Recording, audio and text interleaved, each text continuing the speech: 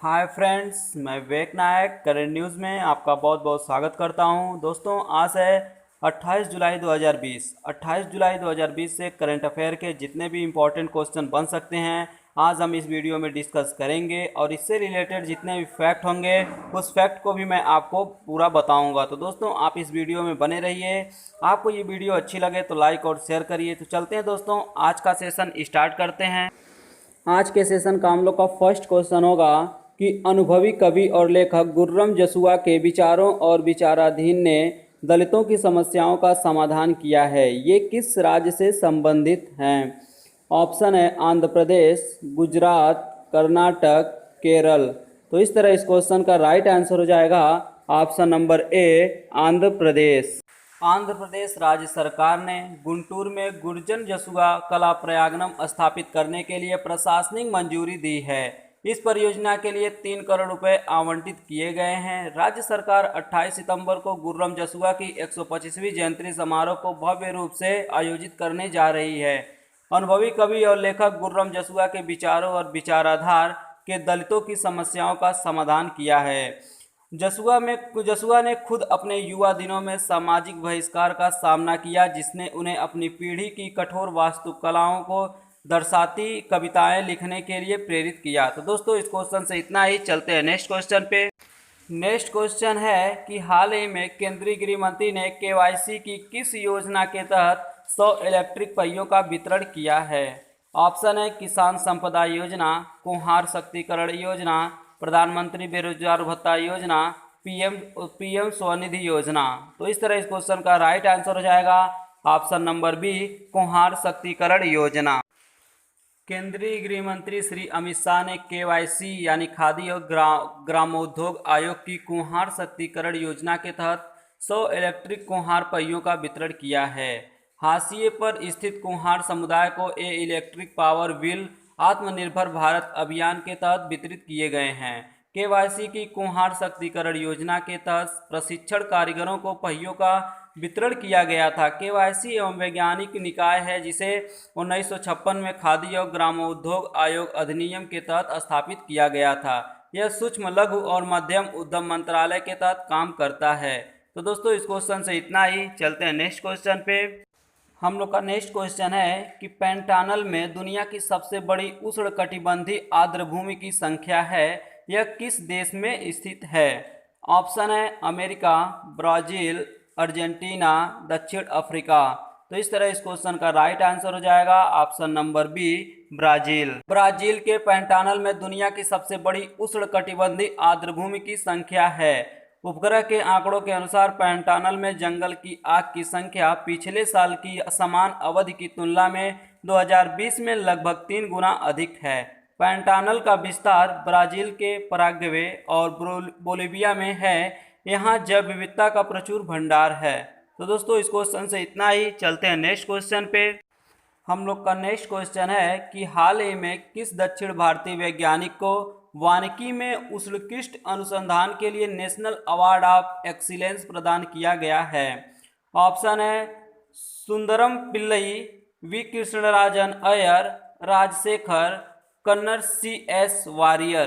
तो इस तरह इस क्वेश्चन का राइट आंसर हो जाएगा option number D, Kannan CS Warrier. भारतीय वैज्ञानिक कन्नन CS वारियर को वानिकी में उत्कृष्ट अनुसंधान के लिए नेशनल अवार्ड ऑफ एक्सीलेंस प्रदान किया गया है। यह पुरस्कार भारतीय वानिकी अनुसंधान और शिक्षा परिषद द्वारा गठित किया गया है, जो भारत में वानिकी अनुसंधान के लिए शीर्ष निकाय है। वैज्ञानिक कन्नन भारत में जैव विविधता संरक्षण में सर्वश्रेष्ठ शोध कार्य के लिए इंडियन एसोसिएशन ऑफ एजियोस्पर्म टेक्सोनॉमी द्वारा गठित रोला S राव पुरस्कार के लिए प्राप्तकर्ता भी हैं। वारियर एक संगीतकार भी हैं। उनकी शास्त्रीय रचना प्रकृति वंदनम है, जो यजुर्वेद पर आधारित है। तो दोस्तों, इस क्वेश्चन से इतना ही। चलते हैं नेक्स्ट क्वेश्चन पे। हम लोग का नेक्स्ट क्वेश्चन है कि विज्ञान और प्रौद्योगिकी विभाग ने हाल ही में भारत रूस संयुक्त प्रौद्योगिकी मूल्यांकन और त्वरित व्यवसायीकरण कार्यक्रम शुरू किया है। यह कार्यक्रम अन्य किस संस्था के सहयोग से चलाया जा रहा है? ऑप्शन है फिक्की, CB, टेरी, इसरो। तो इस तरह इस क्वेश्चन का राइट आंसर है ऑप्शन नंबर ए, फिकी।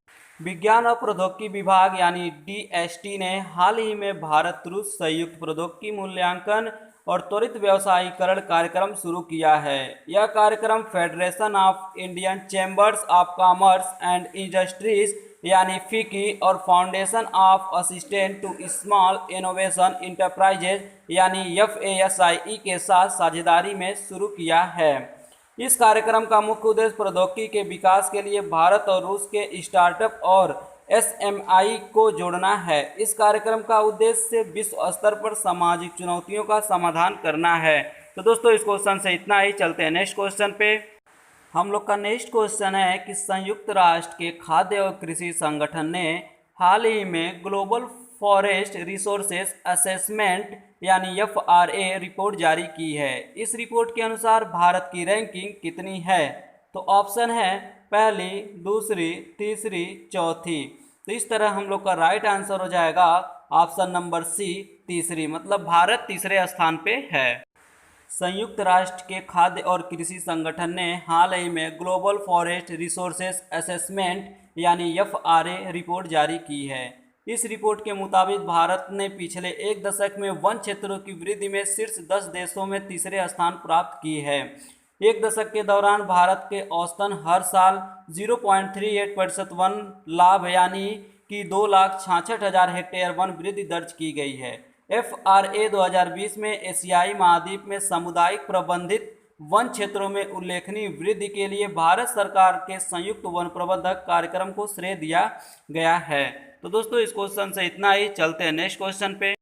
हम लोग का नेक्स्ट क्वेश्चन है कि भारत के इतिहास में ब्रिटिश उपनिवेशवाद का प्रथम चरण यानी वाणिज्यिक पूंजीवाद का चरण कब से कब माना जाता है? ऑप्शन है 1606 से 1757 तक, 1757 से 1813 तक, 1813 से 1858 तक, 1858 से 1947 तक। तो इस तरह इस क्वेश्चन का राइट आंसर है ऑप्शन नंबर बी, 1757 से 1813 तक। 1757 में प्लासी के युद्ध के बाद ब्रिटेन की ईस्ट इंडिया कंपनी ने बंगाल पर प्रभुत्व स्थापित कर लिया, जहां से भारत में ब्रिटिश उपनिवेशवाद की शुरुआत मानी जाती है। उपनिवेशवाद के पहले चरण में ब्रिटिश कंपनी का पूरा ध्यान आर्थिक लूट पर ही केंद्रित रहा है। इस चरण में ब्रिटिश कंपनी को व्यापारिक एकाधिकार के लिए पुर्तगाल, डच और फ्रांसीसी कंपनियों से कई युद्ध लड़ने पड़े। इस चरण में ब्रिटिश कंपनी का उद्देश्य भारत के व्यापार पर एकाधिकार करना और राजनीतिक प्रभाव स्थापित कर राजस्व प्राप्त करना था। तो दोस्तों इस क्वेश्चन से इतना ही। चलते हैं नेक्स्ट क्वेश्चन पे। हम लोग का नेक्स्ट क्वेश्चन है कि इजारेदारी प्रथा से जुड़े निम्नलिखित कथनों पर विचार कीजिए। कथन फर्स्ट है 1772 में एक 5 वर्षीय इजारादारी प्रथा शुरू की गई थी। कथन सेकेंड है इस नई व्यवस्था के अनुसार नीलामी में सबसे कम बोली लगाने वाले को भू राजस्व वसूली का ठेका दिया जाता था।